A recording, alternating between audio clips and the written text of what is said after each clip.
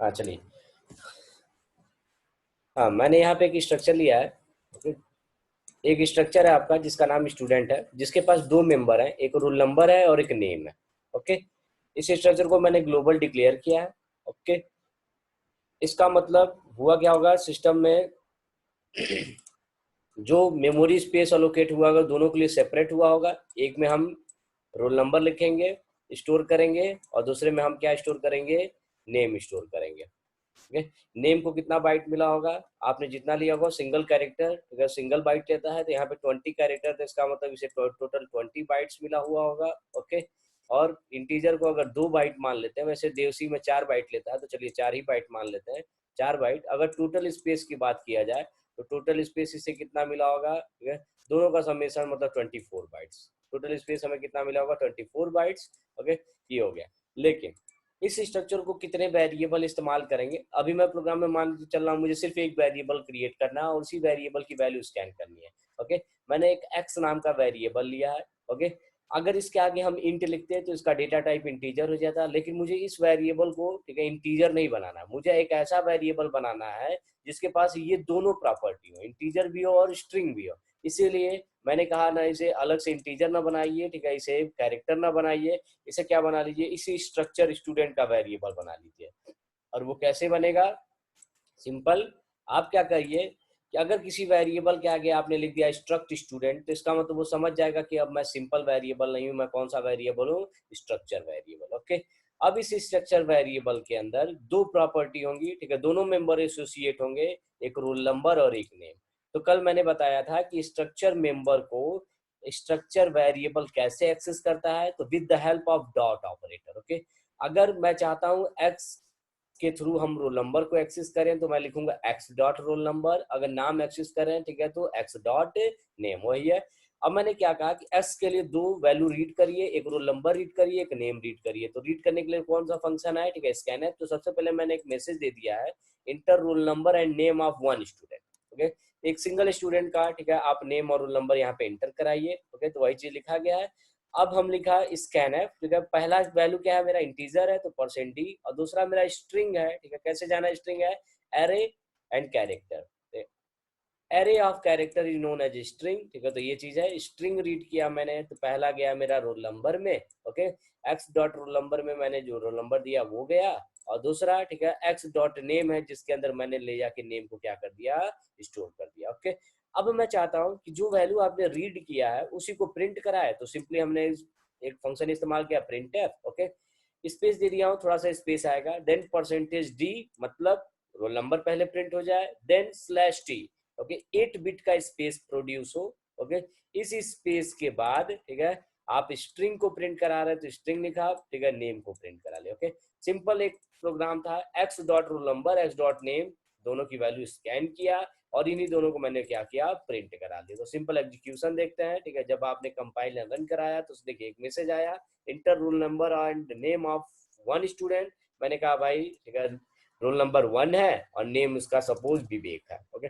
जब आप enter press करेंगे, ठीक है, तो होगा क्या, पहले एक हेडिंग आ रहा है, क्या, एक टेबल फॉर्मेट में आ रहा है कि एक रोल नंबर आपका, ठीक है, एक कॉलम रोल नंबर का बना है, एक कॉलम नेम का बना है। ओके। ये क्यों बना है, तो देखिए आपने इस प्रिंटफ के अंदर सबसे पहले आपने ये प्रिंट कराया है, क्या प्रिंट कराया है, ओके, कि हम सबसे पहले रोल नंबर को प्रिंट कराएंगे, ठीक है, और देन नेम, और इसके बीच में मैंने स्पेस दिया है, this is your new line and this is your new line. Okay. मतलब पहले न्यू लाइन हुआ होगा, फिर ये मैसेज आया होगा रोल नंबर, फिर 8 स्पेस आया होगा। ओके। अब फिर नेम और फिर न्यू लाइन, तो ये पहले प्रिंट हुआ होगा, उसके बाद ये वैल्यू प्रिंट हुई है नीचे। ओके। तो वही चीज है, पहले ये प्रिंट हुआ, हेडिंग रोल नंबर नेम, और उसके नीचे हमारी वैल्यू प्रिंट हुई है 1 and then name Vivek. Okay. लेकिन ये तो हो गया सिंपल, ठीक है, सिंगल यूजिंग फंक्शन, ठीक है, मतलब जिसमें केवल मैंने एक फंक्शन का इस्तेमाल किया, दैट इज योर मेन। लेकिन मैं चाहता हूं कि आप स्कैन एफ जो रीड करने का काम है आप मेन के अंदर करिए, लेकिन जो प्रिंट करा रहे हैं, ओके, ये किसी और फंक्शन के अंदर चलिया जाए, वहां जाके उसे प्रिंट कराया जाए। इसका मतलब यहां से किसी फंक्शन को कॉल कर लिया जाए, ये काम, ठीक है। मैंने कहा चलिए सपोज मैं लंदन जाना चाहता हूँ। ओके। मैंने कहा स्कैन में मेन के अंदर करूंगा और जो प्रिंट है वो मैं लंदन के ले जाके अंदर कराऊंगा। तो यहाँ पे मैं किस फंक्शन को कॉल कर ले रहा हूँ, लंदन। ओके।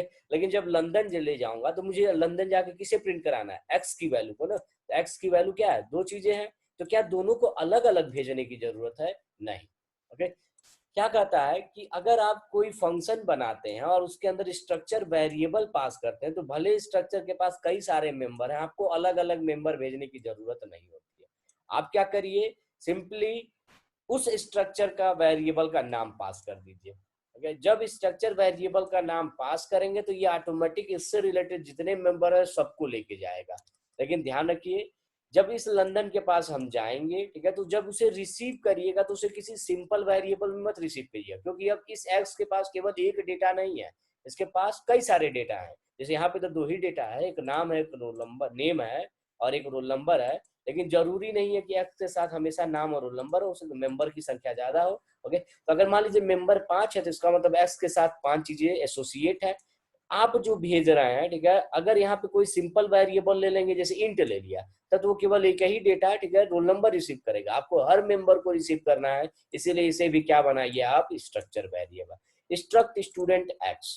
मतलब ये एक्स क्या है, ठीक है, स्ट्रक्चर का वेरिएबल है, ठीक है, और किस स्ट्रक्चर का, स्टूडेंट का। मतलब इस एक्स के पास भी उतना ही स्पेस होगा जितना स्टूडेंट के पास है। मतलब इसके साथ भी दो ब्लॉक होंगे, एक रोल नंबर के लिए और एक नेम के लिए। ओके।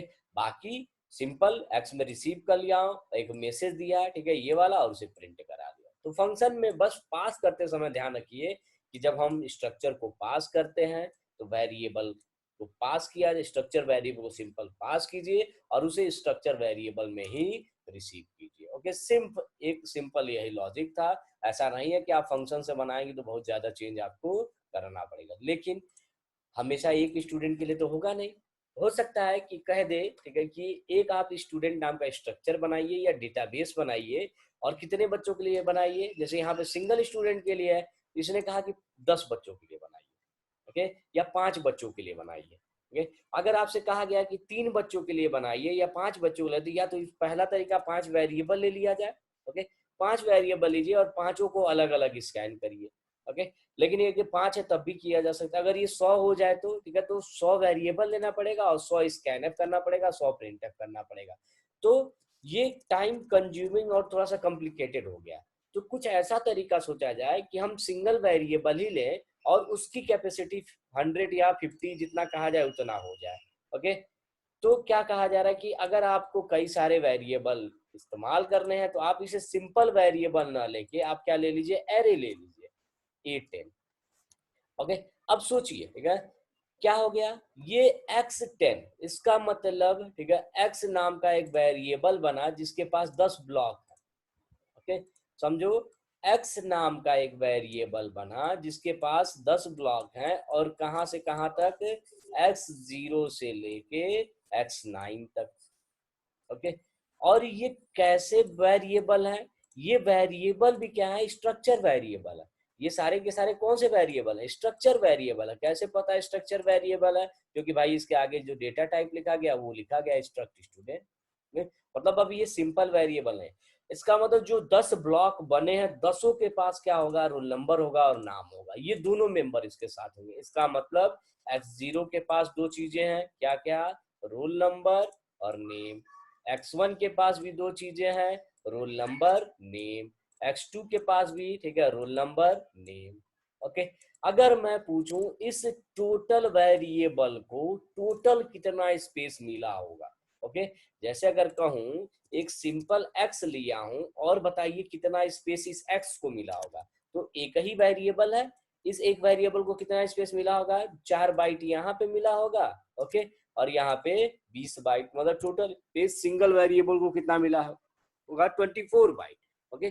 लेकिन ये तो एक वेरिएबल को 24 बाइट, अगर मैंने कहा मैं दो वेरिएबल ले लूं तो बताओ टोटल दोनों को कितना स्पेस मिला होगा, तो x को मिला होगा 24 और y को भी कितना मिला होगा, 24।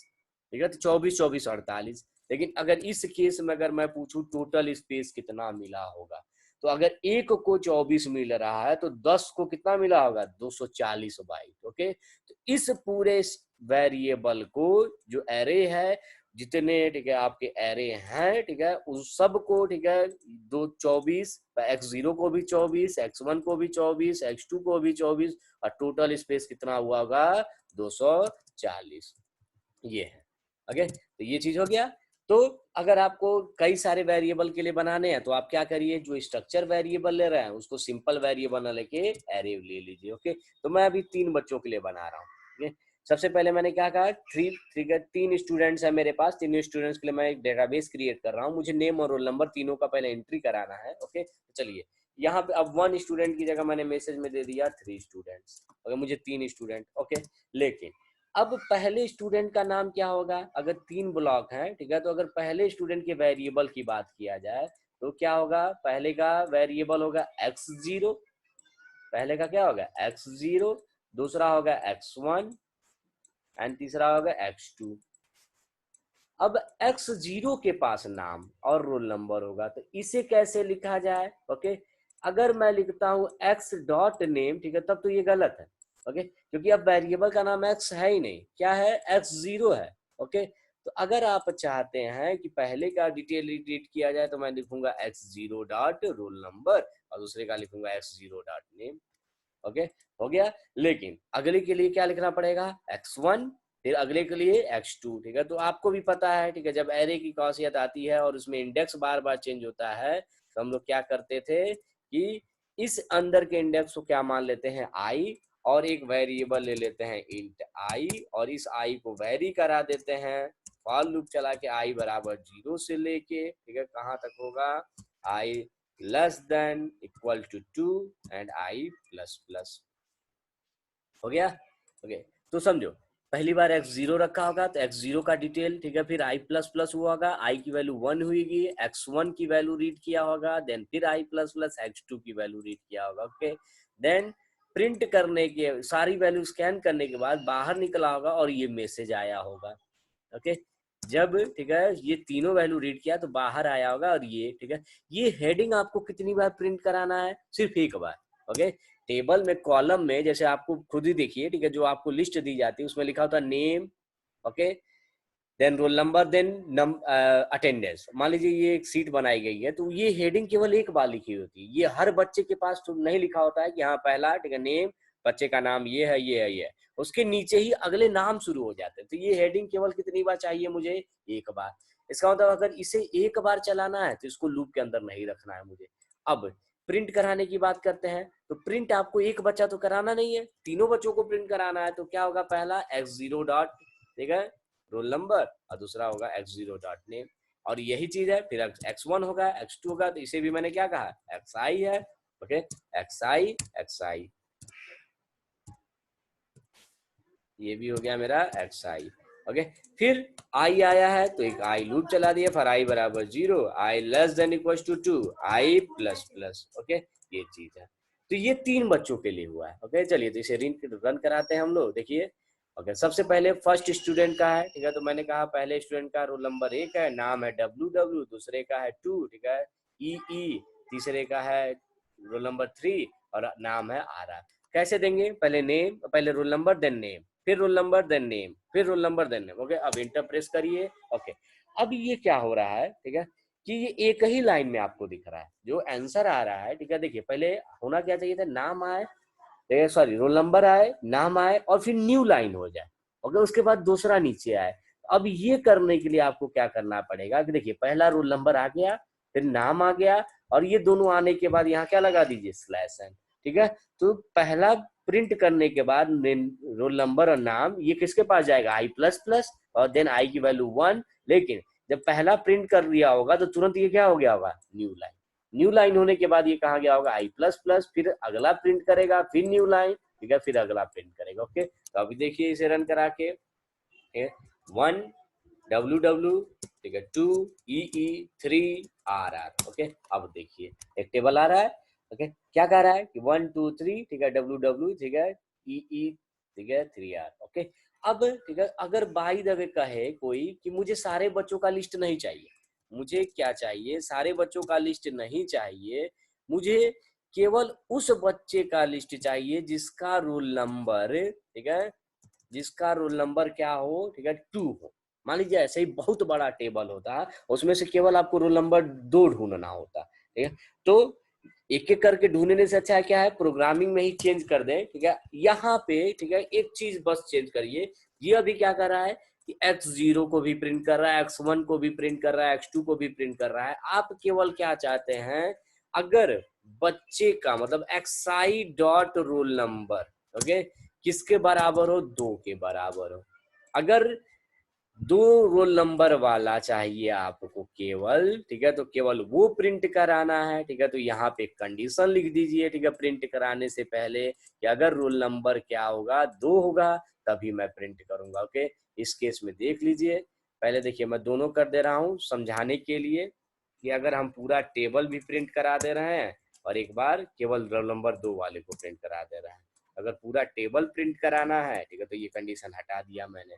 ये क्या हुआ, पहले 3 बच्चों को रीड करेगा, रीड करने के बाद ये 3 बच्चों को प्रिंट कराएगा। ओके, प्रिंट कराने के बाद ये केवल उस बच्चे का डिटेल है जिसका रोल नंबर 2 है। यहाँ पे सारे बच्चे प्रिंट हो रहे हैं और यहाँ पे केवल वो बच्चा प्रिंट हो रहा है जिसका रोल नंबर क्या है, 2 है। ओके, चलिए रन करा के देख लीजिए। मैंने कहा 1 WW2 ठीक है EE3RR। ओके, देखिए पहला क्या है 1 2 3, ठीक है, ये तीनों बच्चे आ गए और ये ठीक है जस्ट उसके नीचे लिखा है 2EE। अगर आप चाहते हैं थोड़ा सा और स्पेस आए, ठीक है, तो इसके लिए क्या करिए, ठीक है, देखिए ये तीनों बच्चे आ गए, बाहर निकलने के बाद आप चाहते हैं क्या है बीच में स्पेस आए, तो लिख दिए printf /n/n/n। ओके, अगर आप कोई मैसेज देना चाहते हैं तो मैसेज भी लिख सकते हैं, ठीक है, student having roll number 2 having roll number 2/n। Okay, ये भी कर सकते हैं तो और अच्छा आ जाएगा। देखिए रन कराइए, देखिए 1 WW2 EE3RR। ओके, देखिए ये आ गया, ठीक है, 1 2 3 ये सारे बच्चे आ गए जो आपने डिटेल दिया था, पूरा टेबल प्रिंट हुआ। उसके बाद न्यू लाइन, ठीक है, न्यू लाइन 3 न्यू लाइन हुआ होगा, फिर लिखा है स्टूडेंट हैविंग रोल नंबर 2, ठीक है, 2 आ गया सारा। ओके, ये चीज है। तो आप बहुत सारी चीजें ऐसे इम्प्लीमेंट कर सकते हैं, लेकिन अगर मैं किसी पर्टिकुलर नाम के बच्चों को चाहता हूँ, जैसे मैं कह रहा हूँ कि मुझे टेबल में से केवल उस बच्चे का डिटेल चाहिए जिसका नाम WW हो, ठीक है, तो मुझे क्या नाम कभी से हमेशा क्या होता है बेटा, स्ट्रिंग होता है। तो स्ट्रिंग की खासियत क्या होती है, डबल कोट्स के अंदर लिखा जाता है। तो मैंने लिखा xi डॉट रोल नंबर नहीं, अब मुझे कौन सा बच्चा चाहिए जिसका नाम WW, तो लिखूंगा xi डॉट नेम बराबर WW, यही लिखना चाहिए मुझे। लेकिन कभी भी, ठीक है, स्ट्रिंग को, ठीक है, डबल इक्वल टू लगा के कंपेयर नहीं कर सकते। ओके, ये स्ट्रिंग जब बताया गया होगा तो बताया गया था कि डबल अगर स्ट्रिंग है, ठीक है, और आप स्ट्रिंग को कंपेयर करना चाहते हैं तो इंटीजर, ठीक है, कैरेक्टर, ठीक है, फ्लोट को double equal to equality operator से आप डायरेक्ट कंपेयर कर सकते हैं, लेकिन कभी भी स्ट्रिंग को डबल इक्वल टू से कंपेयर नहीं किया है, क्योंकि string is the collection of character, मतलब बहुत सारे कैरेक्टर, कोई सिंगल बेस वैल्यू वाली, ठीक है, एक कैरेक्टर को नहीं मैच कराना है, सारे कैरेक्टर को मैच कराना है। तो उसका तरीका है या तो हम खुद लॉजिक लिखें और या एक बना बनाया फंक्शन है, ठीक है, जिसका नाम है strcmp। ये कब इस्तेमाल करेंगे, जब हमें स्ट्रिंग को कंपेयर करना पड़ेगा। ओके, और ये आपको पता चल जाएगा। देखिए नेम है, ठीक है, नेम को आपने क्या लिया है, स्ट्रिंग लिया है, तो आप स्ट्रिंग को कंपेयर करना चाहते हैं तो आपने लिखा है double equal to 0। Okay, strcmp एक प्री डिफाइंड लाइब्रेरी फंक्शन है विच कंपेयर टू स्ट्रिंग्स।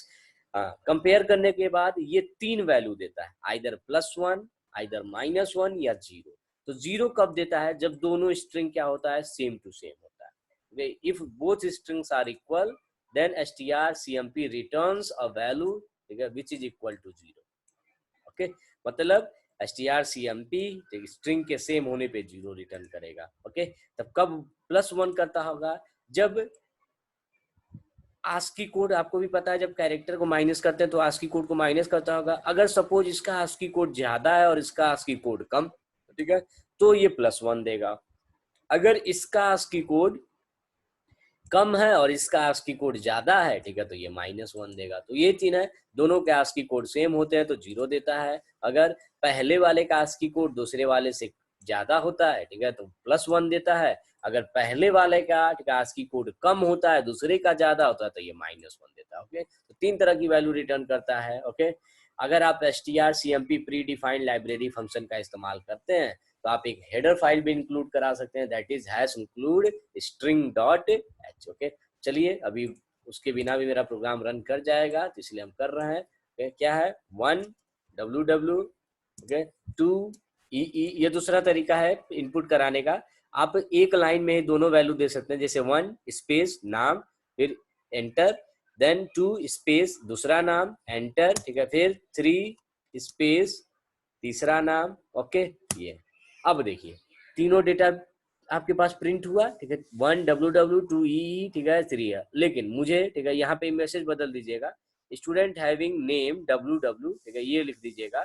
और देखिए केवल यहाँ पे कौन सा प्रिंट हो रहा है 1 ww, ये वाला पहला बस सिर्फ, ठीक है, प्रिंट हो रहा है, दोनों प्रिंट नहीं हो रहा। ओके, ये है आपका स्ट्रक्चर से कोडिंग करने का तरीका। लेकिन जरूरी थोड़े कि हर बार 3 ही स्टूडेंट्स के लिए हो, 5 ही स्टूडेंट के लिए हो, 10 ही स्टूडेंट के लिए हो। ओके, ये भी एक दिक्कत है।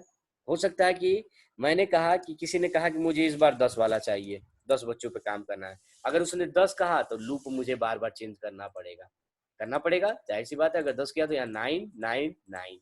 ओके, फिर इसने कहा, ठीक है, कि नहीं, दूसरे बच्चे आया, ठीक है, कोई दूसरा कोडर आया, उसने कहा नहीं मुझे 7 पे काम करना है, वो 7 पे करेगा। फिर तीसरा कोडर आया, मुझे कहा नहीं मुझे 20 बच्चों का डिटेल चाहिए।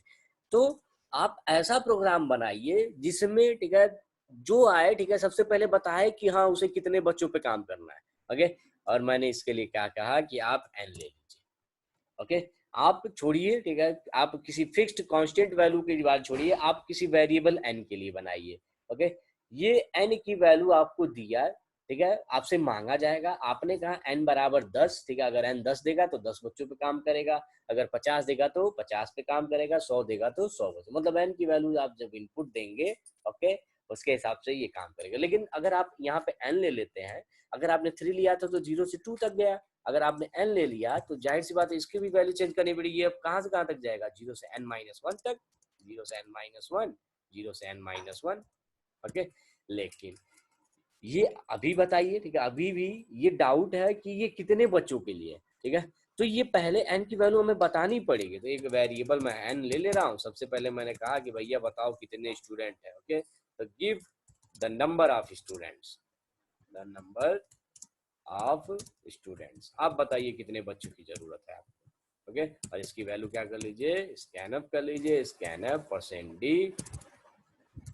%d, ओके, एंड ये हो गया।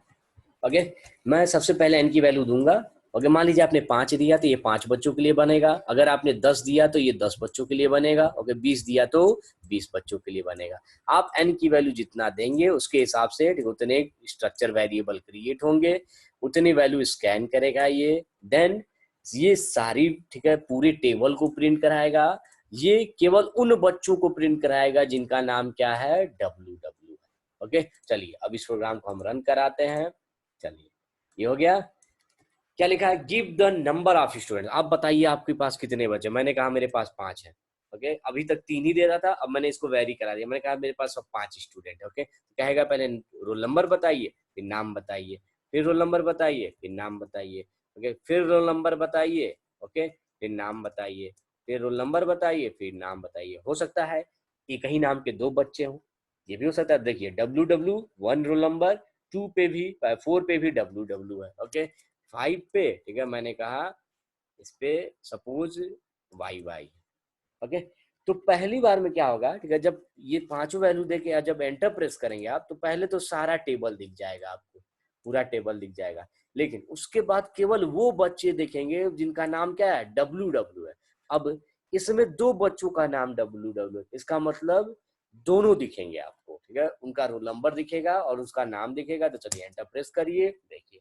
ओके, पहले क्या हुआ, सारे बच्चे दिख गए, ठीक है, टेबल के हिसाब से। अब वो बच्चे दिख रहे हैं जिनका नाम क्या है ww का 1 है, ओके, और ww का 4 है। ओके, तो ये तो मैं सिंपल बता रहा हूँ। इसमें मेंबर आप देखिए क्या हो सकता है, आप अटेंडेंस इसी में दे सकते हैं कि हाँ इंट परसेंटेज कितना, अटेंडेंस परसेंटेज। ओके, फिर आप मार्क्स ले सकते हैं, 5 सब्जेक्ट ले लीजिए, ओके, जैसे physics, chemistry, maths, okay, PPS, and EVS.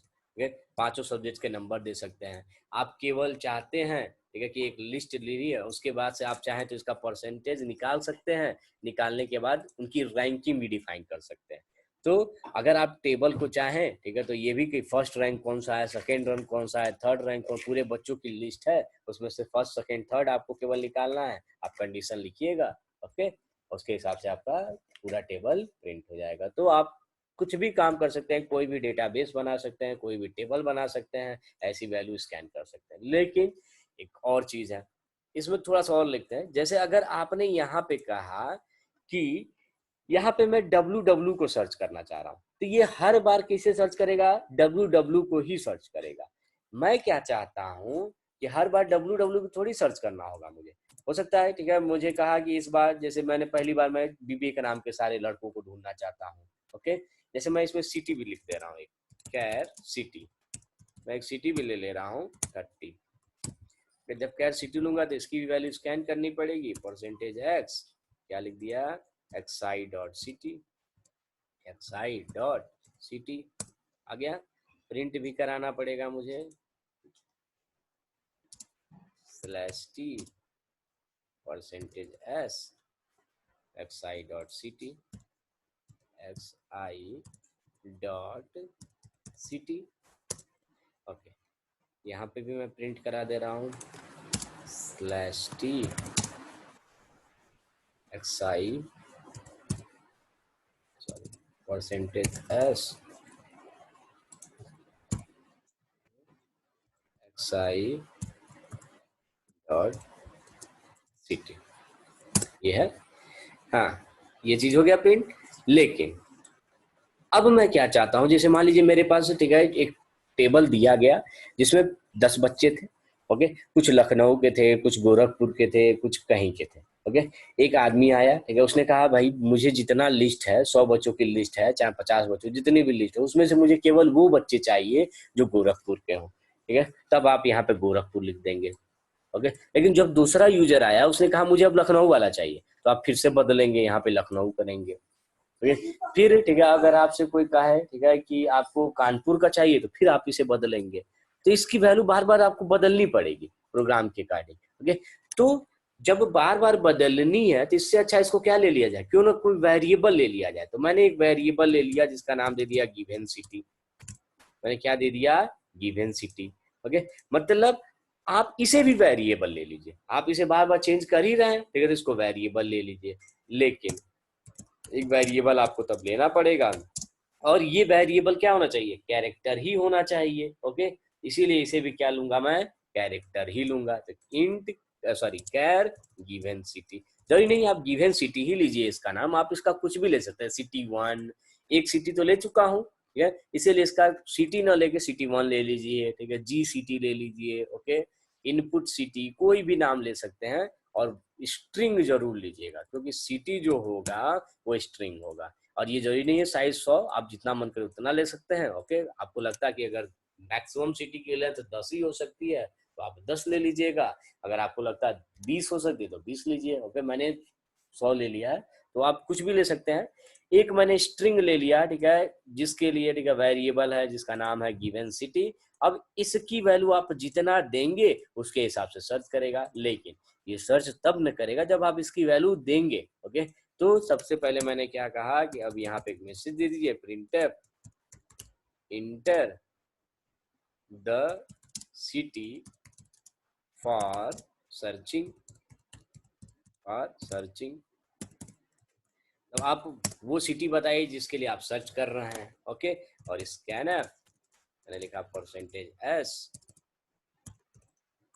Comma given city, ये हो गया, ये चीज है, ओके। तो ये है, आप जब जो सिटी की वैल्यू देंगे, ठीक है, उसके हिसाब से यहाँ पे उस वैल्यू को पुट करेगा, उससे कंपेयर करेगा, एंड देन उसे प्रिंट कराएगा, ओके। तो ये है सबसे, अगर आपके सिलेबस की बात किया जाए तो जो सबसे टफेस्ट प्रोग्राम है यही हो सकता है कि हाँ, क्वेश्चन आएगा कि आपको एक डेटाबेस तैयार करना है स्टूडेंट नाम का, ओके, जिसमें आपको कुछ मेंबर्स दिए गए हैं, जैसे रोल नंबर हो गया, नेम हो गया, सिटी हो गया, फादर्स नेम हो गया, मार्क्स हो गया, ये आप मेंबर लीजिए, उसकी वैल्यू स्कैन करिए।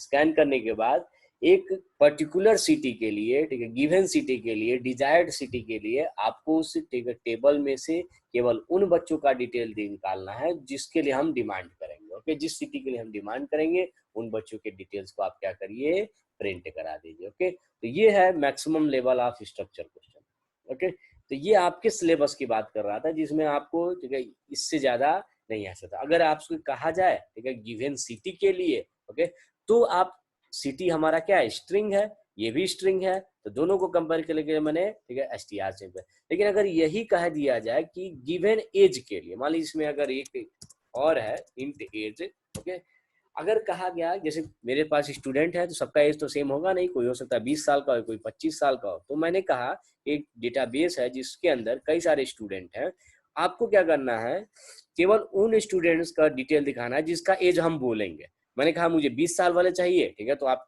तब आप जब आप एज को कंपेयर कराएंगे, ठीक है, तो 100%, ठीक है, यहाँ पे क्या होगा, नेम की जगह क्या आ जाएगा, एज, एज आ गया।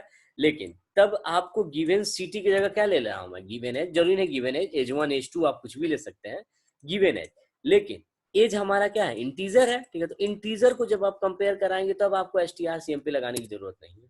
ओके, तब आप कैसे कंपेयर कराएंगे, ओके, सिंपली आप क्या लिख देंगे, xi डॉट एज बराबर गिवन एज। ओके, तो ये चीज है। अगर आप एज को कंपेयर करा रहे हैं, इंटीजर को कंपेयर करा रहे हैं, तब आपको कोई जरूरत नहीं है strcmp लगाने के लिए।